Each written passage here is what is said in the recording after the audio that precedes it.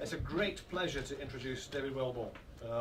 He's now formally visiting professor with us in the Centre for Governance, Leadership and Global Responsibility, which sort of means everything. But the great thing tonight is that David will show us how that can begin to come down into reality, into focus. I said a few weeks ago that our other new visiting professor, Dean Fathers, was a bridge builder, is a bridge builder, and David's also a bridge builder. Exemplified by the fact that he's a scientist, an engineer, he's worked as a consultant, he's worked as a professor at Cass Business School. He gets everywhere. You know, even surgeons and different kind of people invite him to come in and do consultancy. It's all about building bridges. Now that building the bridges, I mean, I really, the thing is, I'd be really keen to give this lecture for you, because it looks so interesting. It looks so interesting. But I think narrative is one of the key means of building bridges, because it ignites the imagination. And if you don't have imagination, you don't have a future. You know, how are we? I'm starting to do it now. So, really, massive pleasure to welcome David as our new visiting professor here in Leeds Beckett. And over to you. Can't wait to hear. Thank you. Thank you. Now, here's my props.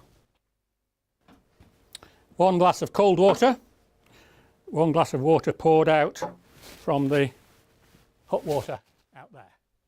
If I put those two in a freezer, which would freeze first? The hot one or the cold one? Who says hot? Who says cold? Anybody say both together? Anybody undecided? Now, of the ones who said hot, did you say hot because you know I wouldn't ask you if it was going to be cold, or does anybody actually know the answer? Because of the relative speed of decrease of temperature. Well, we'll see. We'll see. we'll see about that. The right answer is that the hot one freezes first. Yeah? It was first discovered, I gather, well, whether it was first discovered or not, it was discovered in the 4th century BC by Aristotle. And it's been rediscovered many times over. And in 2013, I discovered, when I looked it up this morning, in 2013, the Telegraph and the Daily Express and the Daily Mail all produced stories in their newspapers saying scientists have cracked it. Bizarre. But, oh, what's happened here? There we go. So here we have the 2 glasses. What's this got to do with tonight's subject? Well, the reason I know about this is because in the physics magazine, the Institute of Physics magazine that I get a decade or more ago, there was an article in the special bit for physics teachers that talked about this experiment, and this is the quote that came up.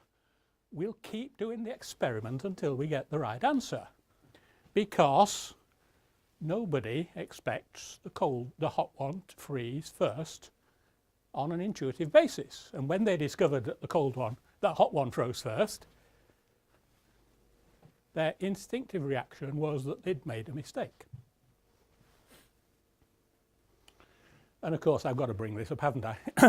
You know, the famous quote. The other, I mean, who knows whether it was Einstein or Franklin who said it? And there's doubt about both of them.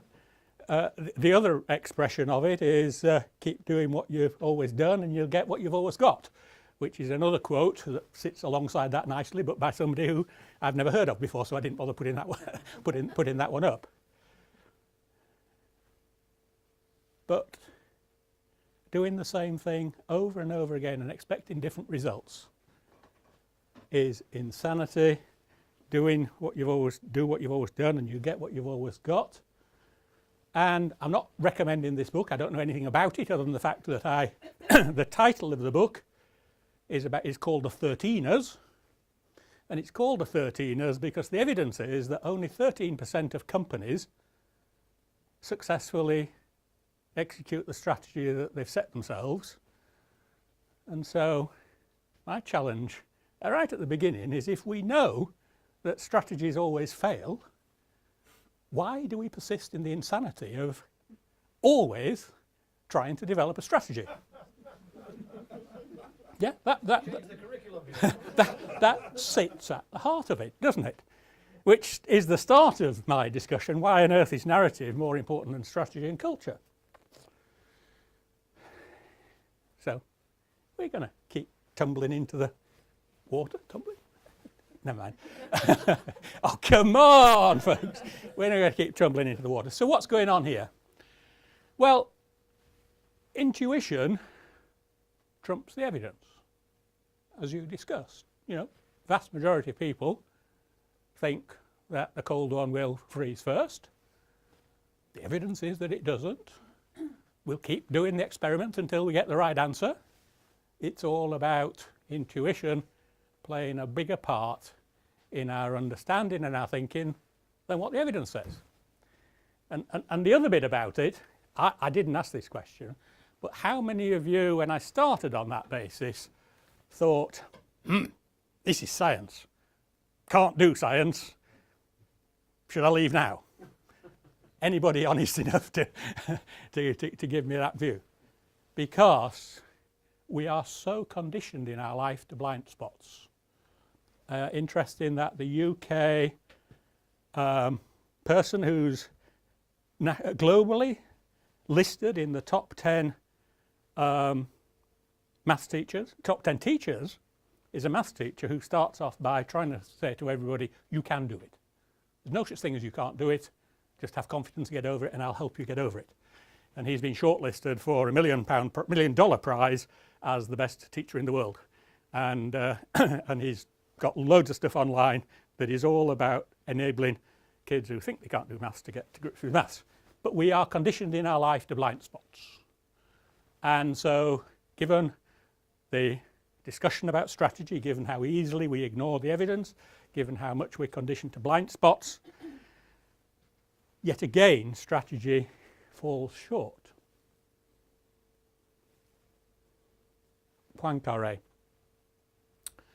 Through science that we prove, but it's through our intuition that we discover. I think that's a fabulous, fabulous quote.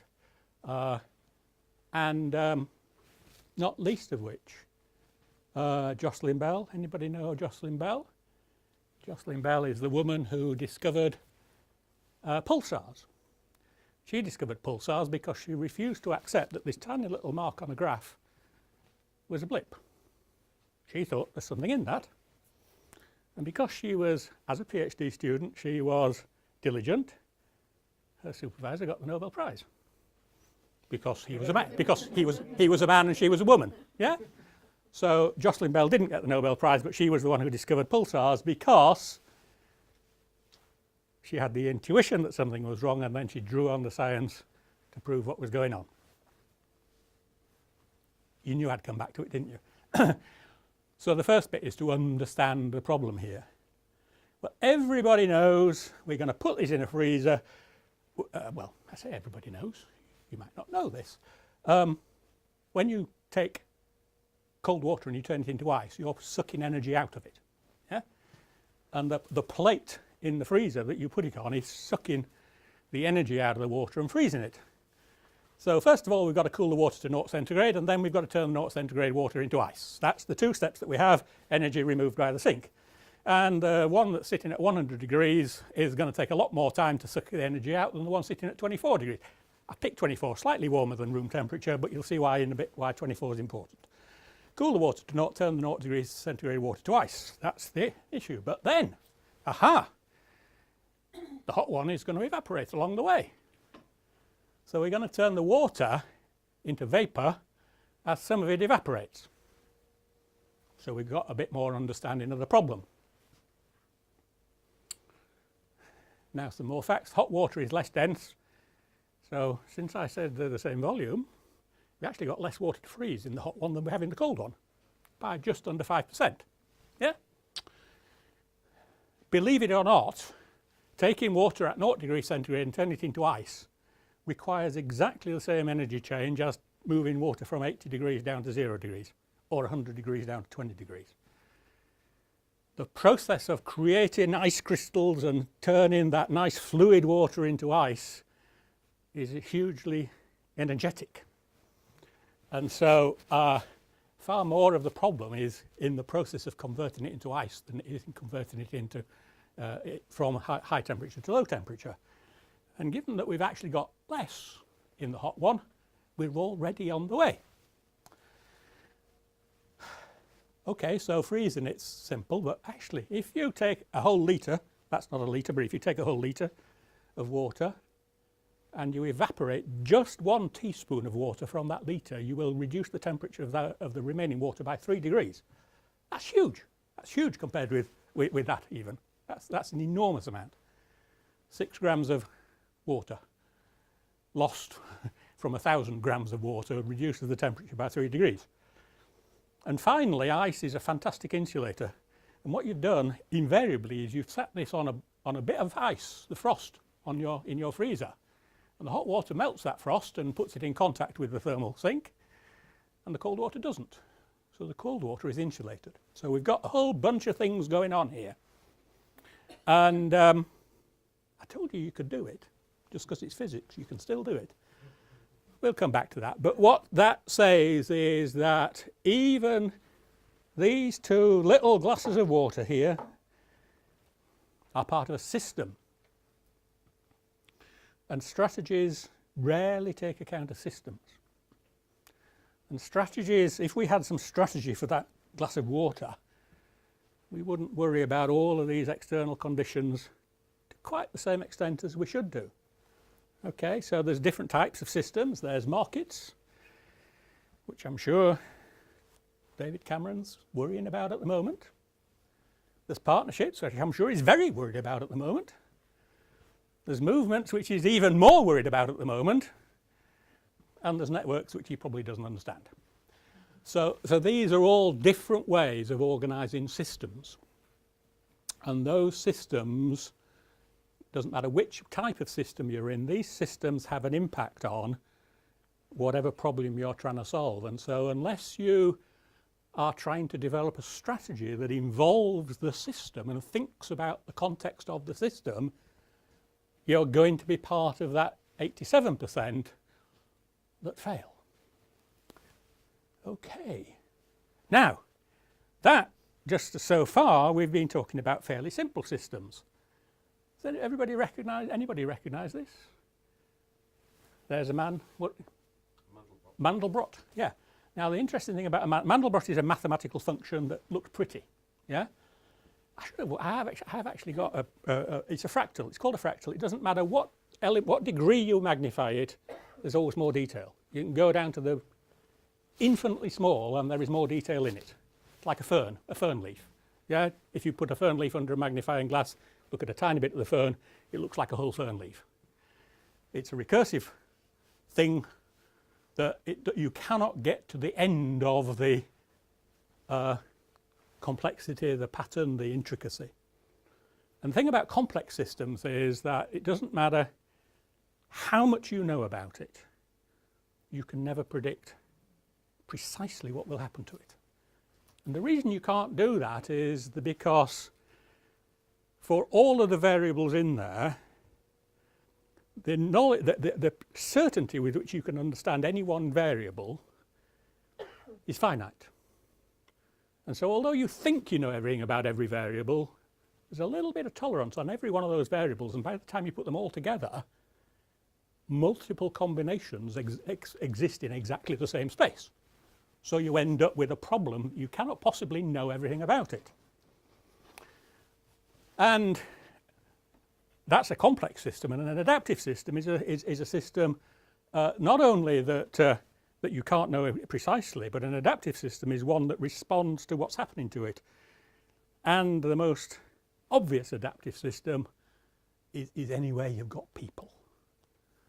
Yeah, people adapt, people learn, people respond, people rebel, people take the strategy that you set. They don't all understand it in the same way. One of the descriptions that I often give about strategy, and you know, look at the politicians hovering around the edges of the discussions on Europe. there's a whole bunch of them standing on the outside waiting for something to go wrong so that they can come over the horizon on their white chargers to be the solution that everybody will latch onto, because they're all wanting the power that goes with that being seen as the salvationist. Adaptive systems, the minute you put people into systems, they're adaptive. And since you can't predict precisely what will happen in complex systems, even without the adaptive nature, it's even harder when you put adaptation in it. Now, this is Sir Isaac. Yeah. If you look at our organizational structures, typical hierarchies, the way we organize things, almost everything we do in management assumes a Newtonian model of the world, a model in which, let's play snooker, you hit the cue ball at one side and you know exactly what's going to happen to the balls at the other side. If you're a bit cleverer and put some spin on it, I couldn't work out what happens, but actually the experts are unbelievably capable in that area. Most of our management and our organizational science is based on Newton's view of the world. The minute we get into complexity, of course, we're into Einstein or whoever, one of the other. The turn of the 19th into the 20th century was an absolute explosion of new science. And Einstein is obviously the figurehead of all that, but you can name dozens of others. And it isn't just about relativity. Gravitational waves discovered finally only this week, thanks to this man. Quantum physics, chaos science, all of the new sciences, all of that end of science is all about what happens when you reach fundamental limits. So quantum physics is what happens when dimensions become short compared with Planck's constant. Relativity is what happens when velocities get large and come pretty close to the velocity of light. Chaos science is what happens when the number of dimensions that you've got is bigger than your ability to understand them. And it's interesting. In my youth, Google, anybody know what Google was in my youth? Google? Yeah, go on. You're keen on these things, aren't you? About a million zeros? Yeah, 10 to the power of 100 is a Google. 10 to the power of a Google is a Googleplex. Yeah. So 10 with 10 to the 100 noughts after it is a Googleplex. An unbelievable number that you could never ever entertain. I just think that's interesting compared with Google these days, that everybody assumes is simply a knowledge source. So Google in the early days, Google actually was something that you could never understand, and Google is something that tries to help you understand. So hey, we're playing games again. But in this world, traditional conventional science, organizational science, management theories, everything is about linear, predictable and repeatable. Everything in the new world is about nonlinear, unpredictable and able to adapt. And they are as fundamentally different. Now, I like to talk about lasers at this point, because when lasers were invented in 1930-ish, I think, the person who invented the laser did it entirely on the basis of theory. And they assumed that you could never make one, because the theory is pretty arcane. They assumed you could never make one. Now, how many lasers does every single one of you have on your person right now and in your home? Yeah, I've got one here, of course. Yeah, there's one. Lots of people like playing with them in pilot's eyes, don't they? Which is a bit stupid. Every CD player that has a laser in it. Every telephone conversation that you have will have dozens of lasers involved in communication. Lasers are incredibly common, and when they were first invented on the basis of theory, nobody knew how to make them, nobody knew how to use them, and yet they're commonplace today.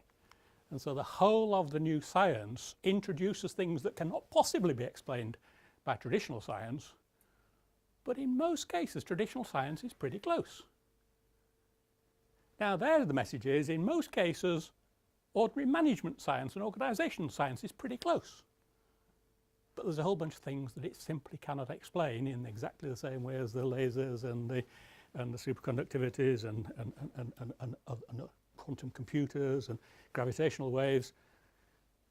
This cannot possibly touch it. It has got no answer, no understanding, no potential whatsoever, whereas that new world has. And so the new world is a world that you need to understand around the margins, not at the centre. Now what does that say? Everybody's familiar with the Pareto effect? Yeah, 80% of what you achieve you can do with 20% of the effort, so don't worry about the last little bit. All sorts of averaging effects. Well, actually in this world, Pareto is wrong. Because in this world, it's the little disturbances around the margins. Hurricanes are not caused by the bulk of the wind. They're caused by little eddies on the edges, and those little eddies over time get magnified and magnified, and the entire hurricane is formed by a tiny fractional unpredictable change of chaos on the edge of the storm system.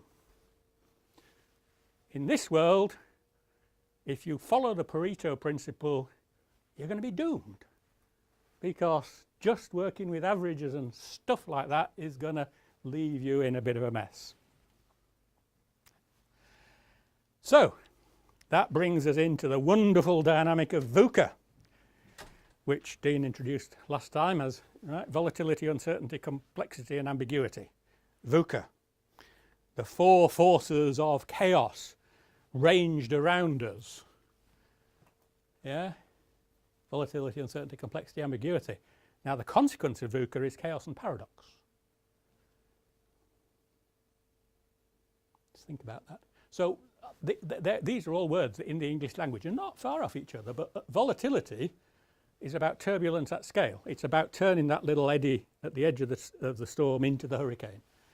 Uncertainty is that, as the financial markets demonstrate time and time again, past experience is no longer a predictor of what's going to happen. Yeah? Complexity is where you cannot actually create an understanding of the relationships between cause and effect. And ambiguity, I like the ambiguity one. Even the most profound experts in the world haven't a clue. Yeah, that's what ambiguity is. Because the signals that you're receiving conflict with each other. They're telling you more than one thing. And if you study the world, it doesn't matter where you look, the middle ground is disappearing and we're getting polarization at the same time as we're trying to pull out of Europe on a large scale, maybe. We've also got people working much closer together in small communities. Yeah? And the opposite effects are happening. So ambiguity is that we're losing the middle ground and we're getting more of the extremes. But fundamentally, this is the most important message on here. If you define paradox, paradox is something that is not susceptible to logical analysis. And if it's not susceptible to logical analysis, since strategies are based on logical analysis of the evidence, and we've already seen that most people allow intuition to trump evidence, and the fact that paradox is here to stay, it's not just around the margins anymore, it's becoming more and more dominant, we've got to think differently, because if we can't logically analyse it, if we can't predict it, if we don't believe it even if we do predict it, what's going to happen around here? This is the wonderful world of VUCA. Paul Polman, he's been in the news relatively recently for some statements from his chief exec of Unilever. Boss of a big organisation. Unilever is one of the top 5 respected organisations globally. Yeah. Boss of Unilever. We're going to build our business on creating tensions, forcing people to wrestle with the problems that are caused by tensions. There's a fabulous expression doing the rounds in leadership thinking, which is cooking the conflict. Don't try and compromise on conflict. Don't try and walk away from conflict. Allow it to simmer and use the simmering of the conflict, the energy that's there in the simmering of the conflict to produce new creativity. Cooking the conflict. If you simmer dishes, they tend to come out with better flavours, better tasting. The same is true in the world of complexity and chaos and confusion, and we want to build on the energies, the tensions. And Paul Pullman stating that absolutely categorically, saying we need paradox to help us. Now, a couple of decades ago, people would have run a mile rather than say that sort of thing. And of course, one of the other expressions of all this is wicked problems. Yeah, wicked problems, they are complex. You have to differentiate between complex and complicated. Complicated just means that there's lots of dimensions to think about, but it doesn't stop it from being simple in terms of solution, predictable. Yeah? Whereas complex is all the stuff that I've been talking about. And the thing about wicked problems is nobody has a sufficient purview to sit over the entire problem. Nobody has the power structure to solve that problem. It's over hierarchies. You can't put control mechanisms in. There's no agreement on what the boundaries are or what success looks like in a wicked problem. Yeah? Let me give you one example in my own territory. Health system. Yeah? What's the health system there for?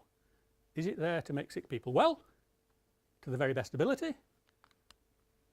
Or is it make as many sick people well to the best of their ability? Or is it there to, and therefore improve the health of the population? Or is it also there to reduce inequalities in health so that the people who've got the biggest problems accessing health get a disproportionate amount of health care? Yeah, because the two are in conflict with each other. They're resolutely in conflict with each other. If you want to maximise the health of the population, you forget about the 10% on the margins, you let them die. And you focus on the others and keep them well. But actually in an egalitarian system, we've got to do both. And they're in conflict with each other. It's paradox, absolute paradox. And it's a wicked problem. So nobody knows what we're doing. And they touch social and cultural issues, and actually those tensions are grounded in belief systems and philosophies. And when I say belief systems, I don't just mean theologies or religions. Now, go again back 10, 15 years, well, it's still around, isn't it? One of the biggest belief systems in the world is whether Apple or Microsoft computers are better. Yeah? There is no evidence on that whatsoever. They are a totally passionate belief system. You either believe in Apple or you don't. Isn't that true? There is no negotiation. There is no giving ground. You're either there or you're not. You're an Apple Christ or you're an Antichrist. It's as simple as that. So belief systems and philosophies are hugely powerful in this space. And there's no right, wrong, but you can usually get a better or worse. And VUCA and paradox sits there. And I love Lawrence Peters' quote here. I tried to put a picture of him in, but there are so many different Lawrence Peters, I didn't know which was him. So I thought, well, I'll duck that one, I thought. Right. Some problems are so complex that you have to be pretty bright to even think about what the problem is. Yeah? Yep. You have to be intelligent and informed just to be undecided. Yeah, that's a wicked problem. And I've mentioned Stanley before, former commander of Afghan forces, brilliant new book that he's got out, Team of Teams, thoroughly recommend it. Right, this is the military. This is the world's best military forces ranged against a rag bag of terrorists and losing big time. And they're losing big time because the command and control structures that made them the best system in the world were utterly useless in a world which is agile and forms and reforms. And he said, hey guys, the very best decisions are made by those on the ground. But look at the bit in brackets. Instead of decisions being made by the people who were more senior, brackets, we always thought they were the most intelligent. Yeah. This is the stuff of transformational change, which is not your traditional strategy stuff. Now, I'm gonna head off in a slightly different direction here. Anybody know the Stacey diagram? I'm going to see a few hands go. Stacey diagram, right. So we've got confidence in the knowledge base. Remember that we're talking wicked problems, we're talking that sometimes there's no agreement, we don't understand. So this is consensus, we've got agreement up here and we've got knowledge here. And right down in this corner, we all agree on what we know. And politicians and everybody wants to do evidence-based decisions, and this is where evidence-based decisions sit. The only place you can do evidence-based decisions, because out here there's no evidence, and up there nobody believes the evidence.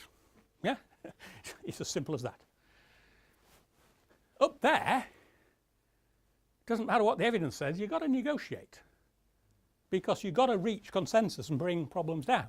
If you don't actually see the world in the same way, if one of you is looking at the world through pink glasses and one's looking at it through blue glasses, you're not going to see the world in the same way. And similarly out here, you've got to bring judgment, because nobody's been there. We don't know.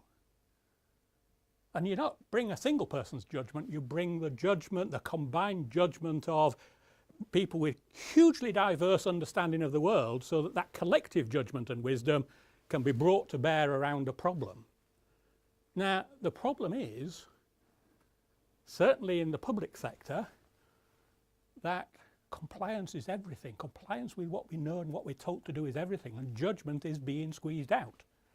So we're squeezing the domain, we're saying this is the only thing that counts, and all of our problems that we're trying to solve are not in this space. So we've got a political system that is trying to force strategic view of the world in an area which is completely and utterly alien to it. Up there is real chaos, because we don't know, we don't have any knowledge and we don't have any agreement on what we don't know. This is Donald Rumsfeld, isn't it? It's the unknown unknowns up there. And then in the middle is complexity. This is the Stacey diagram. Hugely powerful. Understand it. Understand what it says about the world, because it tells you where you can start to make sense and how you make sense throughout the whole of it. You make sense here ever so easily because it's understood. You make sense up there in a way that's kind of, you probably want to focus on resilience more than anything else up there. How do you make the system capable of withstanding whatever gets thrown at it? And down here, how do we get as many people as possible around a problem and use the collective wisdom? And up there, how do we get as many people in a room and start to work through what we're trying to achieve and come to some consensus? So Stacey diagram is really powerful in this space as well. And of course, I've now got on to the second bit. I'm not going to spend as long on the rest of it, rest assured. But Peter Drucker, it's amazing. All the photographs of Peter Drucker, he looks like a wise fellow. Every one of them, he's thoughtful, he's pensive, he's about to impart his wisdom to you. Culture eats strategy for breakfast, which we all have heard, even if it wasn't Peter Drucker who said it. It probably was, but it might not have been. Oh, we come back here. Right. In the world that we've been talking about, curiosity is pivotal. So I hope you're still curious about this water. Yeah, my hot water cooling down here, my cold water. So I sat down on Monday and I thought, I'm gonna look at this seriously. If 10% of the hot water evaporates before it freezes, because the cold water is not going to evaporate, the hot water will. If 10% evaporates, then they freeze together come what may. Yeah? You only need 10% to evaporate. But actually, if the hot water makes better thermal contact with the shelf of the freezer, you only need, and so that it improves the efficiency with which you're sucking heat out here by just a third, then you only need 2.5% to evaporate. And if it increases by 50%, in a whole litre of water, you only need 4 teaspoonsful of that water to evaporate. Now, I have to tell you, when I first discovered this experiment and this, we're going to keep doing it until we get the right answer, it puzzled me. So I got 4 glasses of water, 2 hot ones, 2 cold ones. Yeah, and I put cling film over 2 of them, a hot one and a cold one, and I stuck it in the freezer. And lo and behold, the one without the cling film on, the hot one without the cling film on, froze last. the one with hot water with no cling film on froze first. Yeah, and the two cold ones froze roughly at the same time. Curiosity. Don't be put off by something that appears strange, bizarre. Intuition needs to be fed and it needs to be resolved. So curiosity is really, really, really important in this world of complexity and confusion. And moving on just a little bit, everybody knows the expression about if you want to change something, you've got to create a burning platform. A couple of decades ago, I was on a 2-day course on change management, and somebody said, you know, if I take a rock, a bit of Newtonian physics, if I take a rock and I throw it, I can predict exactly the parabola that it's going to go on, I can predict where it's going to land. If I take a bird and I want it to land in the same place, how do you do that? And the answer, of course, that he wanted was you put seeds down where you want it to land, and the bird adaptive system goes to the seed. So I said, well, actually, you strap it to the rock and throw it.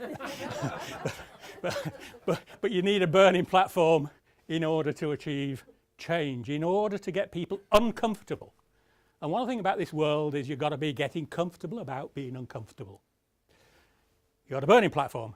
And everybody talks about the burning platform. But, you know, if you have a burning platform, you get chaos and anarchy. Because what happens is that the minute people's feet start to get a little hot, they jump in any direction. Complete anarchy. Useless if you want to try and introduce systemic change in an organisation.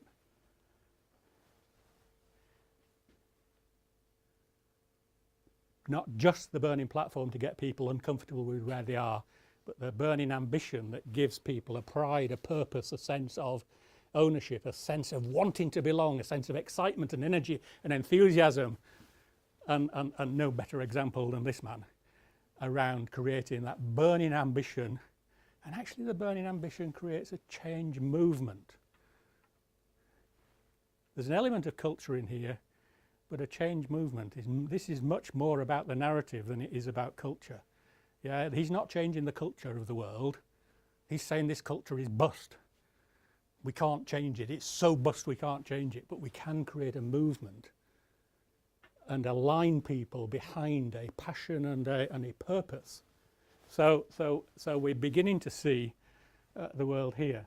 And one last little ingredient, there's a bunch of starlings. When I grew up in Brighouse, which is 15 miles from here or so, and in my youth, Bradford and Leeds had the most humongous flocks of starlings around, and they used to fly like this regularly around the city centres.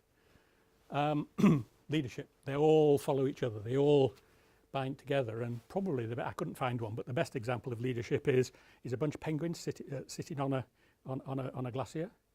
Yeah, they are all within a fraction of an inch of each other, and they all move around without knocking each other over, and the ones in the centre gradually move to the outside, and the ones in the outside gradually move to the inside, and the whole pack becomes a system that's led.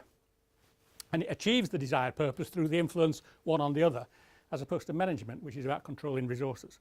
So in the world that we're talking about, management controlling resources is utterly dead. Yeah?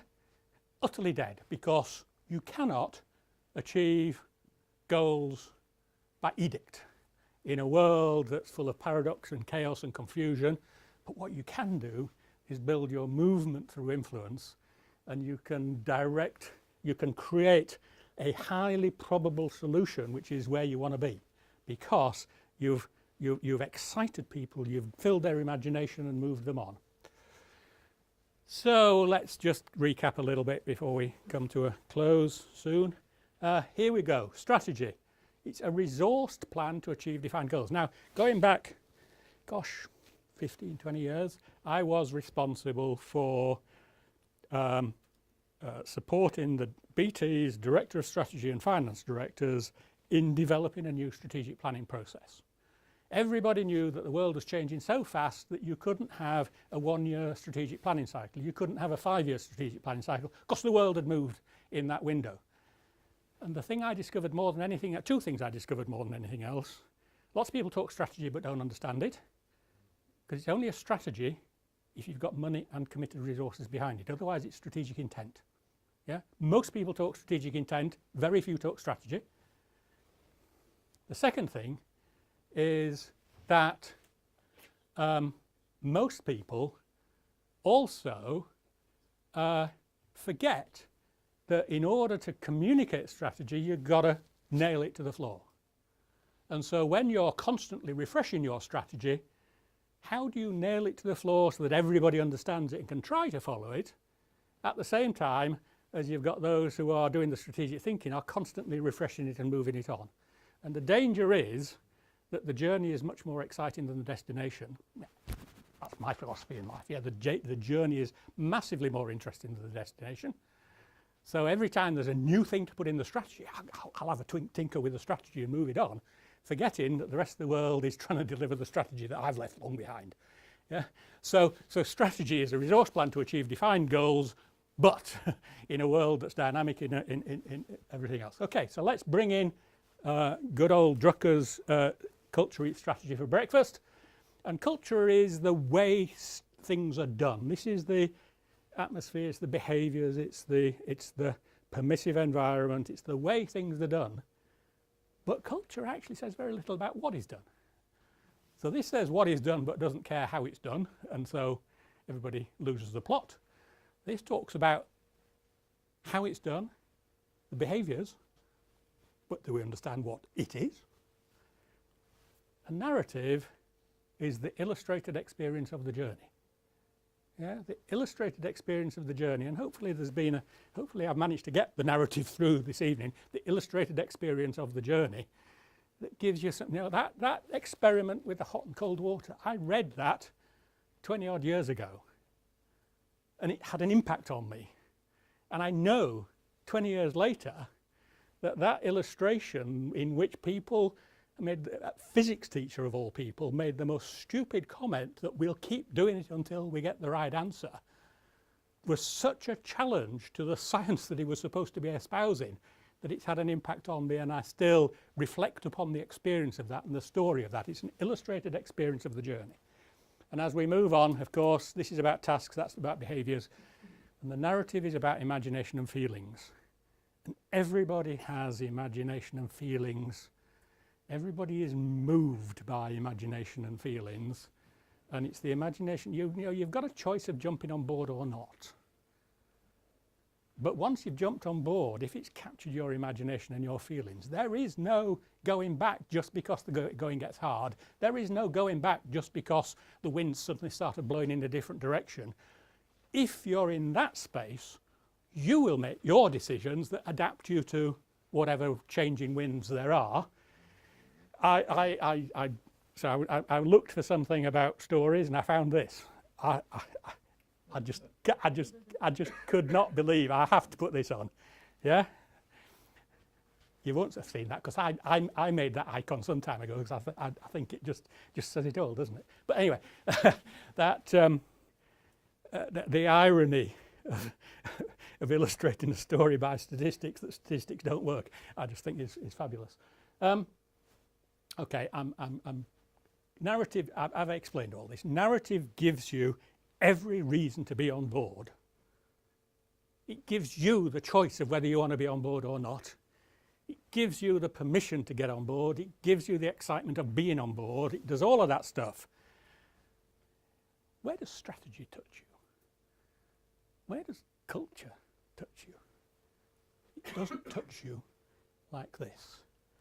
And of course, the only thing that counts in this world is purpose. Purposefulness, clarity of purpose, a higher purpose.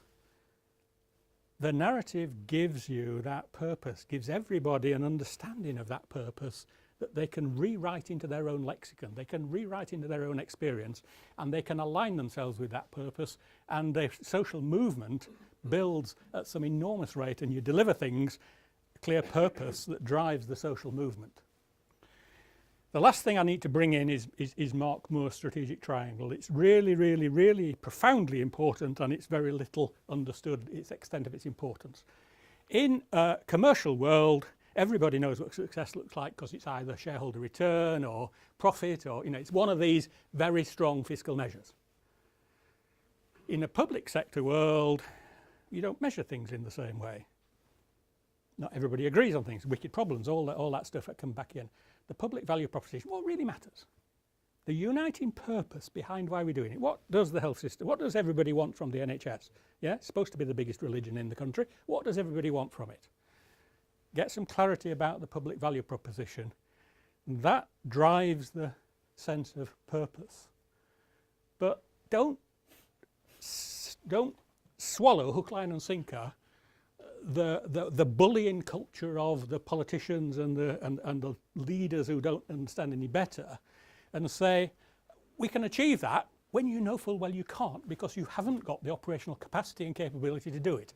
That is absolutely fundamentally important. You can only commit to doing things that you know you can do, or maybe not quite.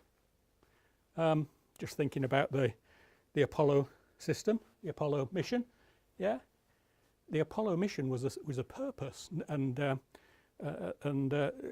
they knew full well that they didn't know all the ways of getting there. And the Mission Control Centre had on the wall, "Miracle happens here," on the business plan.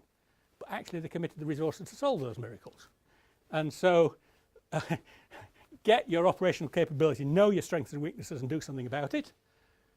But the bit that is invariably missing, when you look at failures, every single failure that's at a systemic level occurs because the authorising environment has taken away your permission to do stuff. The media's spoken, the mass movement has spoken. People can create an authority and remove authority at the drop of a hat with social media these days. And when you look at public sector commitments, you are supposed to do public engagement. And you're supposed to do public engagement because you're told to do it by the politicians. And I can think of no reason for not doing something more than because a politician tells me to do it. But what you do, the reason you do public engagement is you've got to constantly refresh the legitimacy and get your permission on a daily basis for the stuff that you're doing to make sure that they agree it's still in line with the public value proposition. And whatever happens in Europe debate at the moment, we ain't got an authorising environment that's clear. Don't care about anything else. Nobody understands what authority there is to make decisions in this space. And I need to finish with this man, don't I? Bob Johansson, former president of the Institute of the Future, one of the world's gurus on VUCA, he says, if you think you know what's going on, you've lost the plot. Nearly. If you're not confused, then you're not paying attention. Yeah? So hopefully I haven't confused you too much. Hopefully I've shown that it's all right to be confused.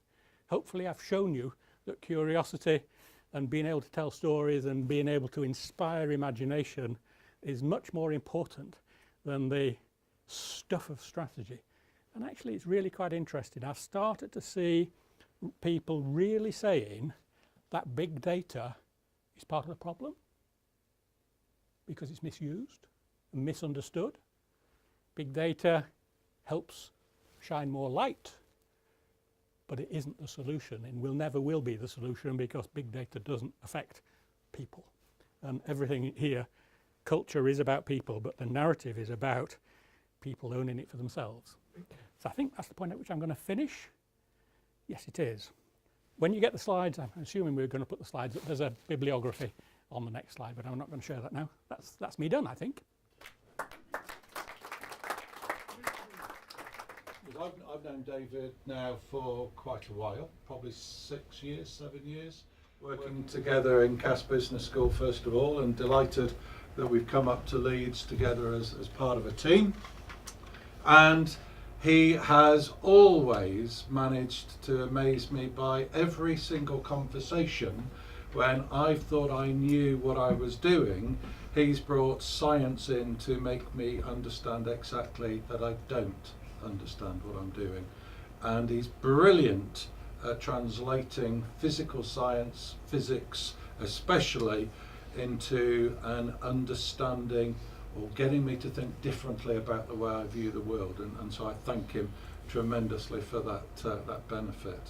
As he was going through I was kind of thinking about various other things as Simon had asked me to do this, and the interesting concept there was, as I don't know if you have ever been to Newton's home, but I live just around the corner from where he actually had the apple tree experience. And if you go into his home, it's a very old home, as you can imagine, but as you look on all of the doors, there are anti-witchcraft symbols. So the man of science actually believed in witchcraft. And of course, I think he was a time traveller, because really, he was predicting in that witchcraft this guy called Einstein coming along to dispose of his rationality, his scientific logic, and to give us the complexity and the chaos theory that he was most scared of. So what comes around goes around, and this black art that we now have, the witchcraft of today, means that we leaders in organisations have got to stop believing in the rhetoric of self-belief and self-determination and I am capable of doing, and actually start to listen far more to how people who are those that we serve actually want us to do things for them. And as I said in my lecture, it's got to be down to the common denominator of one. So if you can actually think about that common denominator of one and give the complexity the appropriate focal point on that individual, then hopefully you can still have that positive impact and still determine a place which is continuously advancing and creating more and more value. No pun intended on the more concept there. So now we've given legitimacy to the voice of narrative, I'm going to open up the floor for any questions that you might have. Absolutely. So over to you. Yeah. It's just a kind of a health warning about narrative, I think, Okay. because I also like this idea about VUCA. Someone has also added A to the front of that, and that's about asymmetry. And particularly asymmetry about communication, because I think the problem is, and like you, I love complexity science and what it teaches us about organisations, but I've also seen organisations take on this point about narrative, and all that's done is replace the classic broadcast marketing driven mode of communication in organisations. And so what I would add to the point about narrative is actually it needs to be, in spirit of what you've talked about, a co-created narrative, and also an understanding that the official narrative isn't necessarily the narrative that actually takes place in organisation. Really, really helpful. But yeah, no challenge at all. Absolutely spot on. Yeah. But you've got to start thinking narrative before you understand where it comes from and how everybody contributes to the narrative. Okay, another question there. One where I was sort of going to look at this is if you take the viewpoint less from science and practically from the humanities, when narrative and storytelling and all that is actually key to understanding history and so forth. Mm-hmm. When I was practicing in strategy, which I did part-time my previous role, I ended up conceptualising it as it was the conversion of history into science fiction, in the sense that it has a cognitive role, because people need to understand what they're sort of going through. So it isn't just about feelings, it's cognitively, it's a shared story as well. But I was also wondering whether some techniques of the humanities might be interesting in the story. For example, there's conversations about power and discourse and what that means, if you're talking about it being an imposed view, as to whether those have been brought into this, given I think there's a real value there in the world we actually live in. That's historical. Again, another really powerful perspective. Really interesting, and in the bibliography, I've put a book down by Meg Wheatley, who her book is called Leadership and the New Science. Fascinating, but she describes, the picture that I put up about the Newtonian view of the world versus the modern science view of the world. Interestingly, the Newtonian view of the world, the artists in the days of Newtonian view of the world had similar frameworks and structures, and the minute you moved into the world in which things were not quite as straightforward and as intuitive and as understandable, that's when we went into modern art and a whole variety. So that there is a very strong relationship, a stronger relationship than people acknowledge, between the driving forces and the driving thinking in the world of science and the driving thinking in the world of the humanities. And I think that's a place to build some bridges, and if somebody wants to do that next in your series of bridge building, I think it's really, really powerful. And actually, as my first degree was in theoretical physics, yeah, and I've almost come full circle as my observational view. Very much practical, pragmatic observation of what goes on in the world, and that kind of very arcane stuff kind of feeds back in again. But actually, the narrative, the linking with history, it's all there. There is one thing I didn't say at all tonight is that actually, I might have done in the Wicked Problems, diversity is an enormous attribute. Yeah, and diversity between those who have a scientific bent and those who are moved by the spirituality of the arts and all the rest, and those who are in the sort of tugging out the nuggets from history. They all have fabulous things to share with each other, if only we can overcome the barriers and the prejudices. David, you answer the question? No? Okay. Well. Yeah. Okay. I think your presentation is really wonderful. I think I particularly like the causal theory, quantum theory, physics, and also complexity theory, something like that. Could you clarify the conception, your narrative? We talk about narrative. Is the narrative the reflection or representation of the reality, or something else? For example, narrative may be reality making rather than representation reality. So what size actually your conception is? Yeah, I think you're probably pointing to a weakness in my own reflection, and kind of part of the journey of growth that I'm on personally in this space. Yeah. But the thing that counts for me more than anything else is that, and I'm not sure if I said it, we are our neurological systems are built around learning through stories. Yeah, long before we had the written word, long before we had traditional learning, the knowledge of communities and the wisdom of communities was passed from generation to generation through stories, and stories that illustrated truths rather than stories that were true. Yeah. And our brains are designed to latch onto stories and compartmentalise memories in the form of stories. And so when I talk about narrative, the reason I talk about the power of narrative is that it links into our subconscious and our whole cognitive process in a way that is far easier for us to remember, it's far easier for us to take ownership of. And so when I talk about the narrative trumping both the strategy is hugely task focused. Culture is hugely behaviour focused, but you need both. You need to hold them together.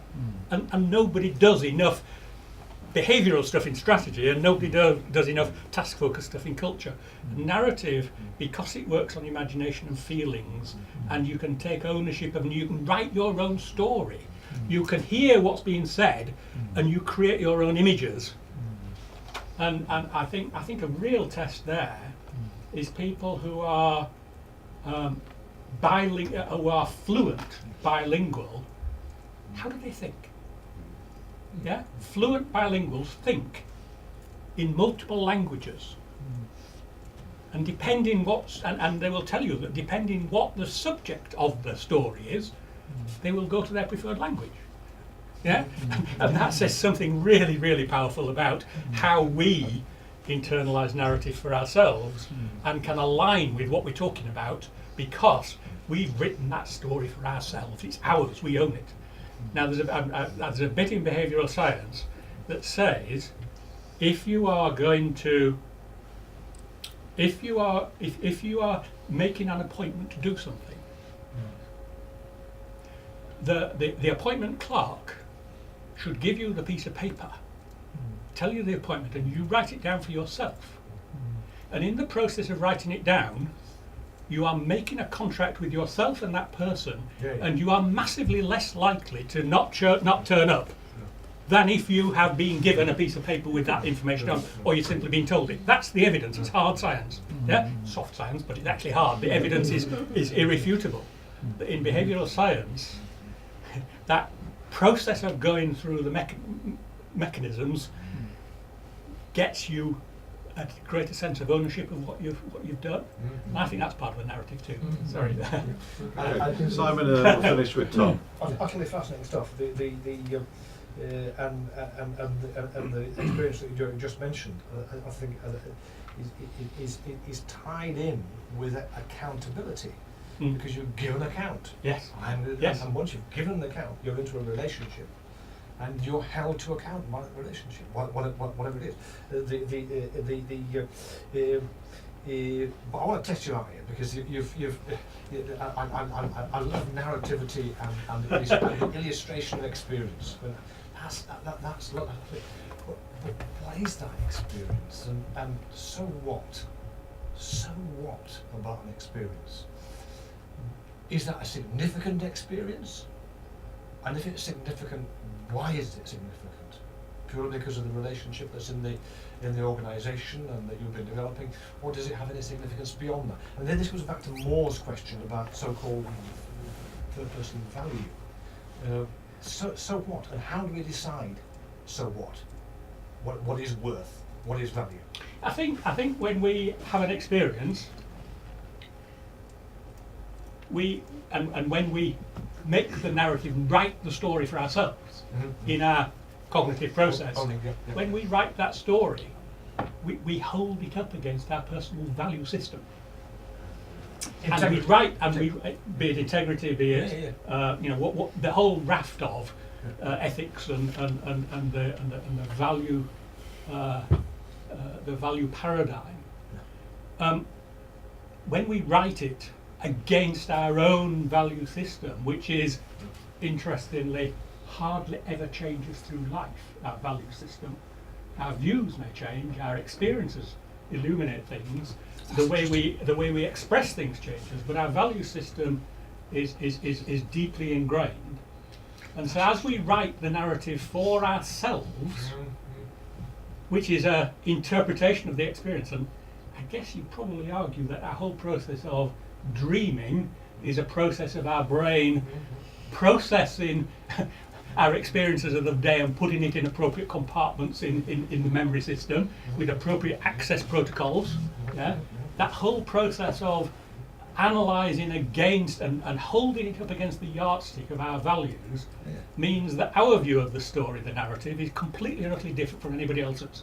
But it's one that has integrity for us and that allows us then to constantly reflect upon the meaning of that. I think.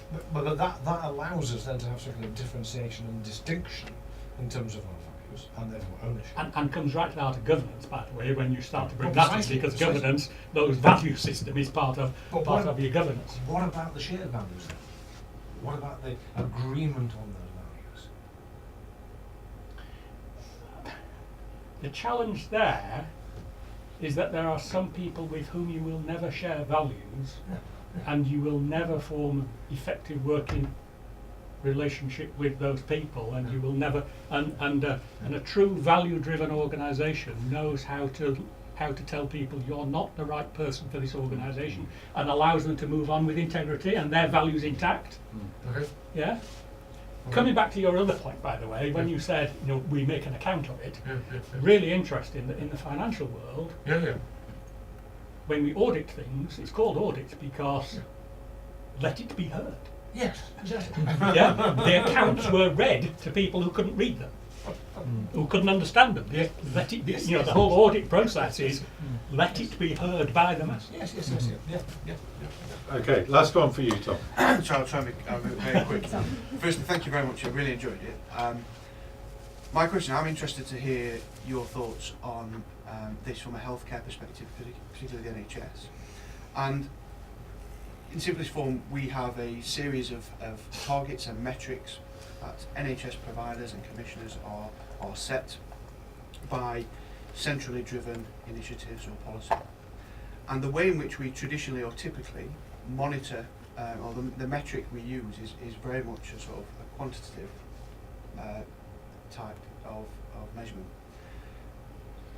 What impact do you think that has on the ability to generate narrative?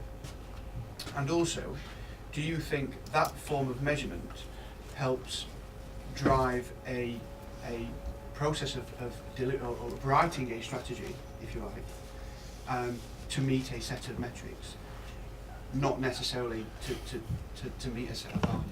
That's a deeply profound and wicked problem. I think I put my hat on as a former performance director. Yeah. Yeah. World that I inhabited. And I think if you go back to the beginning of the performance culture, and it's not just the NHS, it's all public sector and the consequence of new public management as a whole philosophical basis for public services. New public management, if you look at its origin, the system was so broke that the burning platform was enough. Yeah? As we have started to mend a huge amount, and some of that mending is just throwing money at it, a lot of that mending is just me throwing money at it and solving the problems. What we've ended up with is a position in which the science of performance management and the numbers of performance management have become the purpose and replaced the true narrative, which is about what is all about, which is why mid-staffs happened, because mid-staffs, the board in mid-staffs completely and utterly lost the plot of what their duties were.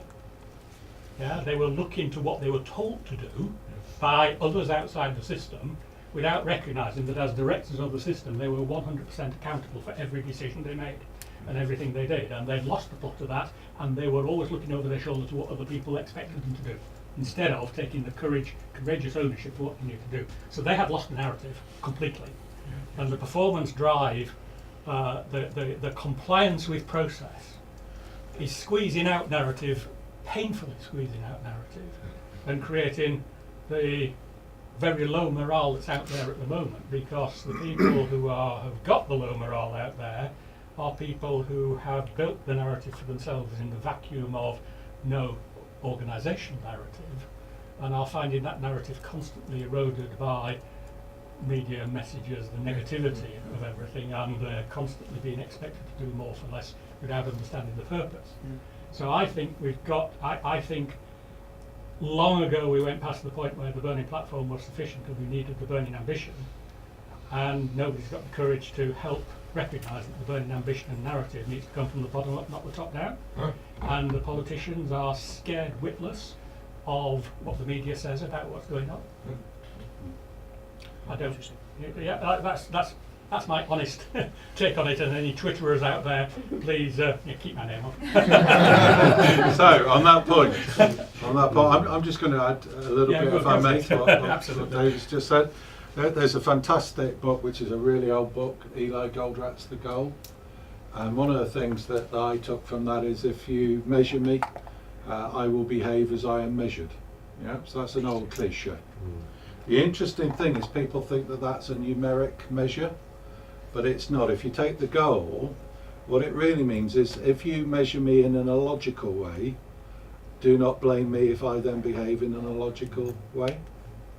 So at the moment, the reason why mid-staffs, in my opinion, happened is because there was nobody controlling the narrative behind why all these performance measures were actually coming along to add value. Nobody was fundamentally challenging the logic behind a multiple numeric system which took humanity out of care. And as a result of that, illogical behaviour occurred. So interesting. I must just drop this one in as well. The Health and Care Act, as it was going through Parliament, ended up, Lansley knew exactly what he wanted to achieve. He wanted to achieve exactly what everybody wanted to achieve as well, but he completely and utterly failed to understand that you needed to put a narrative in explaining why. And in the absence of the narrative, we got conspiracy theory, and once conspiracy theory dominates over narrative, you cannot get rid of it. Yes. Yeah. Could I just add to that? You're absolutely right. On a platform with Lansley, yoinks ago, I said to him, so in the midst of all this change you propose, can you give us the philosophy of care of your government? And his response was, we wouldn't use that kind of language. So on that point, I see that there are coats being put on and scarves, and the emotional intelligence in me says, now is the time to quit. Can I ask you to thank David one last time for an excellent presentation?